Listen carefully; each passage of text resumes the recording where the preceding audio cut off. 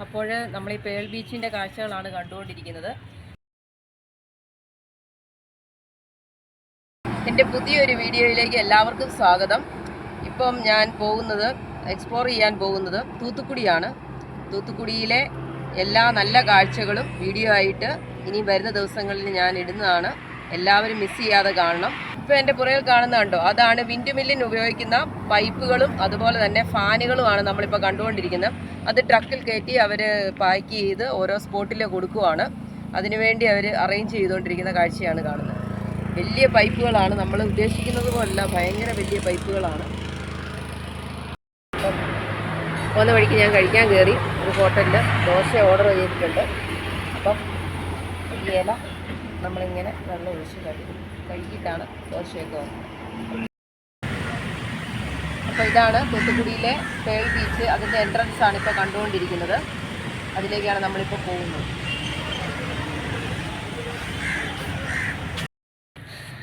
അപ്പോൾ നമ്മൾ ഈ പേൾ ബീച്ചിൻ്റെ കാഴ്ചകളാണ് കണ്ടുകൊണ്ടിരിക്കുന്നത്. എൻ്റെ ബാക്കിലായിട്ട് ബാക്കിൽ നമുക്ക് നോക്കുമ്പോൾ അറിയാം, അവിടെ കുട്ടികൾക്ക് കളിക്കാനുള്ള പാർക്കുകൾ, പിന്നെ നമുക്ക് ആൾക്കാർക്കൊക്കെ ഇരിക്കാൻ പറ്റുന്ന ഇരിപ്പിടങ്ങളുണ്ട്. കുട കൊണ്ടുള്ള ഇരിപ്പിടങ്ങൾ, അല്ലാതെ തടി കൊണ്ടുള്ള ഇരിപ്പിടങ്ങൾ, അങ്ങനെ പലതരത്തിലുള്ള ഇരിപ്പിടങ്ങളൊക്കെ അവർ അറേഞ്ച് ചെയ്തിട്ടുണ്ട്. പിന്നെ അവിടെ തന്നെ നമുക്ക് സ്നാക്സുകളെല്ലാം ഉണ്ട്. അതായത് മാങ്ങായ, ഉപ്പിലിട്ട മാങ്ങായ, അതുപോലുള്ള കഴിക്കാനുള്ള സാധനങ്ങളെല്ലാം അവരവിടെ അറേഞ്ച് ചെയ്തിട്ടുണ്ട്. ഇതിപ്പോൾ പണിതുകൊണ്ടിരിക്കുകയാണ്. ഇതിൻ്റെ കുറച്ച് കൺസ്ട്രക്ഷൻ കഴിഞ്ഞതേ ഉള്ളൂ. എന്നാൽ ബാക്കിയൊക്കെ ഇങ്ങനെ അവിടെ ഇവിടെയൊക്കെ ആയിട്ട് അവർ ചെയ്തുകൊണ്ടിരിക്കുകയാണ്. ഒരു 2-3 വർഷം മുമ്പ് ഇങ്ങനെയൊന്നും ഇല്ലായിരുന്നു. ഈ ഒരു പാർക്കോ ഒന്നുമില്ല, അത് ചുമ്മാ ഒരു ബീച്ചായിരുന്നു. ഇപ്പോഴാണ് പെട്ടെന്ന് ഇവർ ഇതുപോലെ, ഇതിന് ഭയങ്കര ഡിമാൻഡായി ഈ ബീച്ചിന്. അതായത് ഒരുപാട് ആൾക്കാർ വരുന്നുണ്ട്.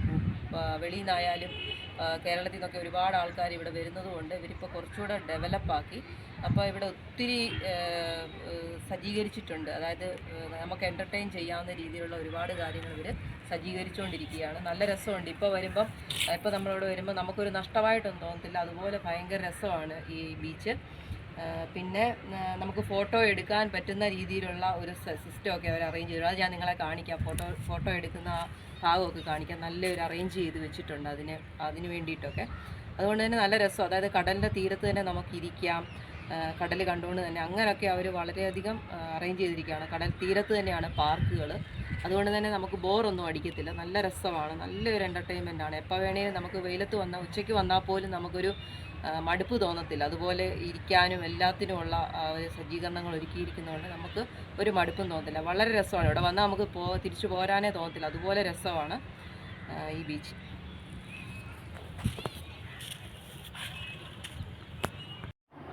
ബീച്ചിൽ വളരെ വിശാലമായ ജിം സെൻറ്ററുകളുണ്ട്. അതും തികച്ചും ഫ്രീയുമാണ്. നമുക്ക് പാർക്കിൽ പോകുന്നതും ഫ്രീ ആണ്. അതുപോലെ തന്നെ ബീച്ചിലുള്ള ജിമ്മ് യൂസ് ചെയ്യുന്നതും വളരെയധികം ഫ്രീ ആണ്. അതുപോലെ തന്നെ നമുക്ക് എപ്പോൾ വേണമെങ്കിലും, ഏത് സമയത്ത് വേണമെങ്കിലും, എത്ര മണിക്കൂർ വേണമെങ്കിലും നമുക്ക് ജിമ്മ് യൂസ് ചെയ്യാൻ പറ്റും. എല്ലാ തരത്തിലുള്ള ജിമ്മിൻ്റെ ഉപകരണങ്ങളും മെഷീനുകളും അവിടെയുണ്ട്. അതുകൊണ്ട് തന്നെ നമുക്ക് അത് വളരെയധികം ഉപയോഗിക്കാൻ സാധിക്കും.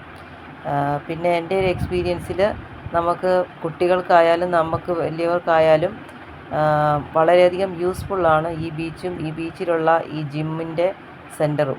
നമുക്ക് കടൽ കണ്ടുകൊണ്ട് വേണമെങ്കിലും ജിമ്മെല്ലാം നമുക്ക് ഉപയോഗിക്കാവുന്നതാണ്. ഇത്രയും വളരെ മനോഹരമായി ഇതെല്ലാം അറേഞ്ച് ചെയ്തിരിക്കുന്ന തൂത്തുക്കുടിയിലെ പേൾ ബീച്ചിലാണ് നമ്മളിപ്പോൾ കണ്ടുകൊണ്ടിരിക്കുന്ന ഈ ജിമ്മെല്ലാം നടത്തുന്നത്. വളരെയധികം എല്ലാവർക്കും ഗുണം ചെയ്യുന്ന ഒരു സംവിധാനമാണ് തമിഴ്നാട് സർക്കാർ ചെയ്തിരിക്കുന്നത്. ഇപ്പം ഞാൻ നിൽക്കുന്നത് തൂത്തുക്കുടി ഫിഷിംഗ് ഹാർബറിലാണ്.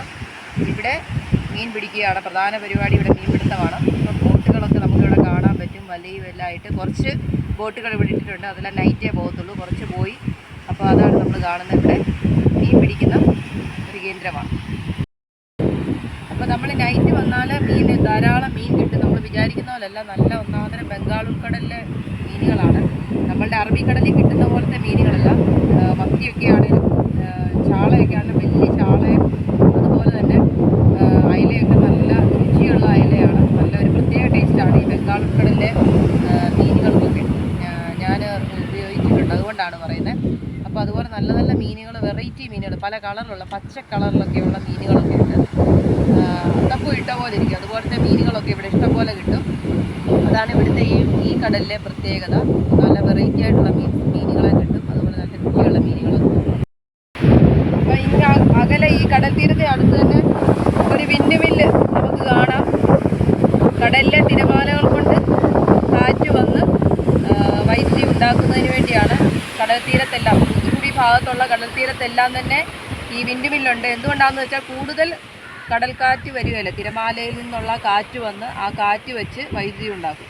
അപ്പം നമ്മൾ കടലിൽ നിന്നെടുത്ത് തെർമൽ പവർ സ്റ്റേഷൻ കണ്ടു വൈദ്യുതി എടുക്കുന്നത്, അതുപോലെ തന്നെ ഈ വിൻഡ് മില്ലും അതാണ്, അതേ ഒരു യൂസ് തന്നെയാണ്. അങ്ങനെ അവർ കാറ്റിൽ നിന്നും കറണ്ട് ഉപയോഗിക്കുന്നുണ്ട്.